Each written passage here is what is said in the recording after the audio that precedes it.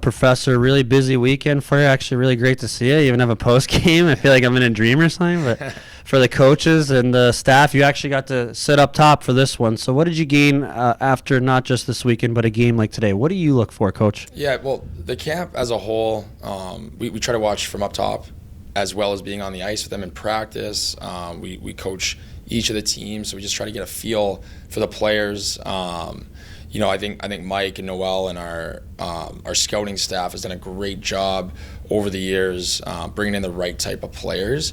And then for us, it's finding out where our draft picks are at, like where they are on their timeline to be a part of the program, and how they fit into how we want to play, how they fit in with our returning players. And that was a great week. I thought camp was high quality. I thought the practice sessions that we did were really good. And all the games when we had 6 teams then to the AllStar game are exactly what we're looking for. Well, there was a crazy moment, the glass breaking there on the first night, but did anything in particular stand out? At least every crop is different.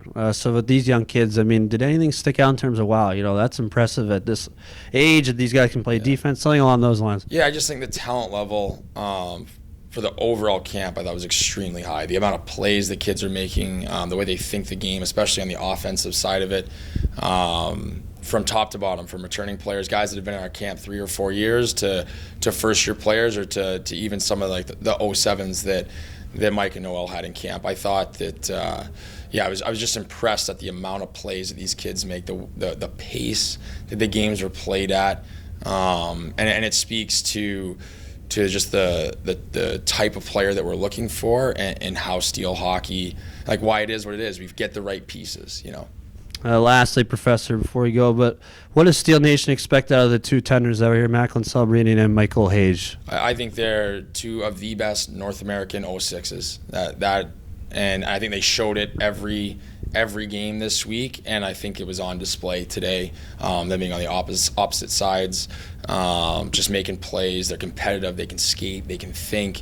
And most importantly, in our process of recruiting those players, like, they're great people, and I think they're really going to fit what we do. They both have different elements, but they're both so high end. They're really going to fit our roster for next year. All right, Professor. So school's out. See you next summer. Thank you very much. Year.